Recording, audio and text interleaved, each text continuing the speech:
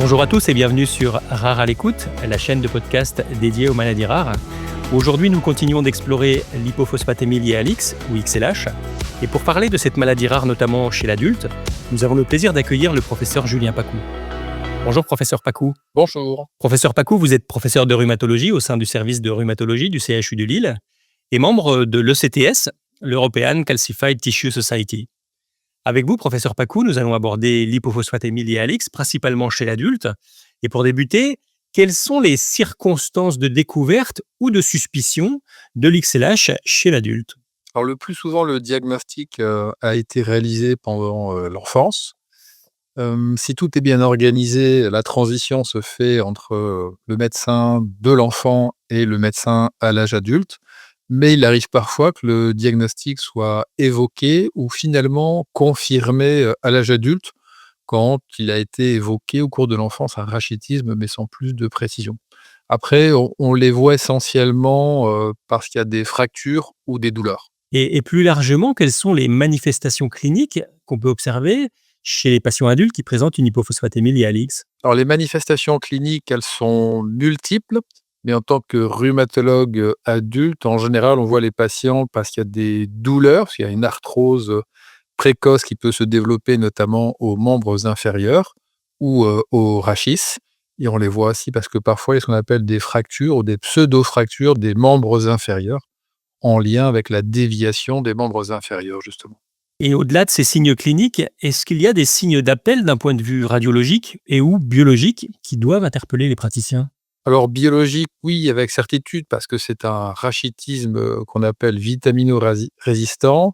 Il y a un diabète, phosphaté. Alors diabète phosphaté, en fait, c'est on a une baisse du phosphore, dans le sang, et par contre, on a une augmentation de sa quantité dans les urines. Donc en gros, le phosphore qui devrait se retrouver dans le sang est éliminé en excès dans les urines, et c'est la caractéristique, de cette maladie. Après, au niveau radiographique, eh bien, on retrouve des signes, d'arthrose, précoce.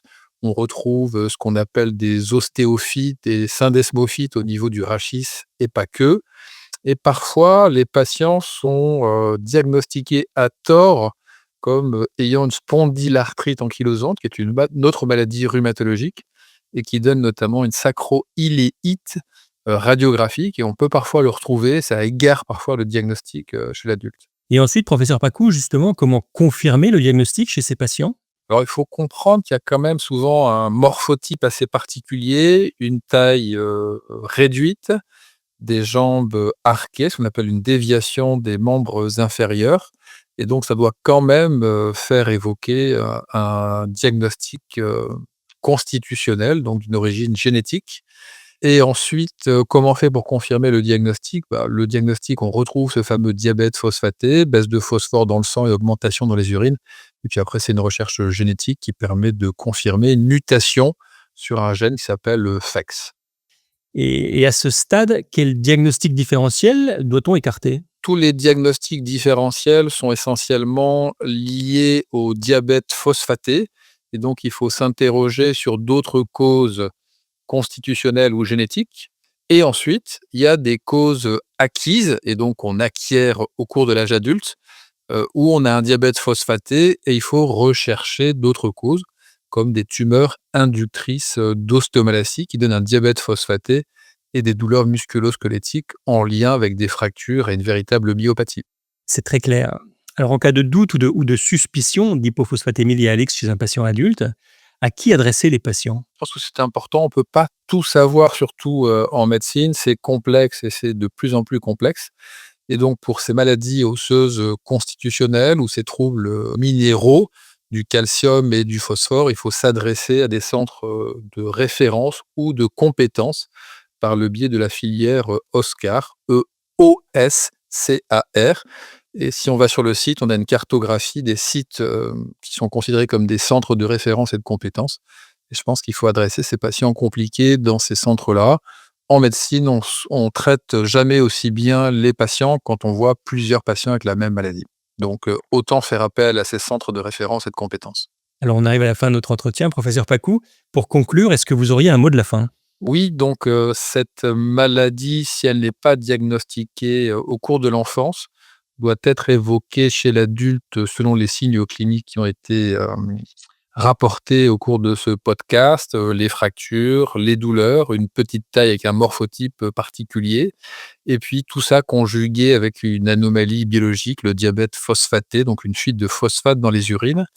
Alors bien sûr, il y a la recherche génétique avec le gène PHEX, P-H-E-X, dont j'ai parlé, mais il y a cette étape intermédiaire qui est le dosage dans le sang du FGF23, donc le fibroblast growth factor 23, qui, comme on le sait depuis 20 ans maintenant, est l'hormone régulatrice du métabolisme du phosphore.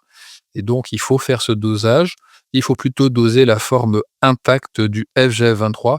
Ça fait partie de la démarche diagnostique pour aboutir au diagnostic de XLH, notamment chez l'adulte.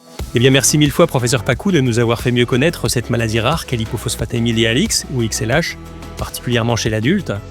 Si vous désirez aller plus loin dans la connaissance de cette pathologie, nous vous donnons rendez-vous sur notre site internet rarealecoute.com où de nombreuses informations sont à votre disposition. Nous vous remercions pour votre fidélité et nous vous donnons rendez-vous sur la chaîne Rare à l'écoute pour un prochain numéro sur cette maladie rare. À très vite.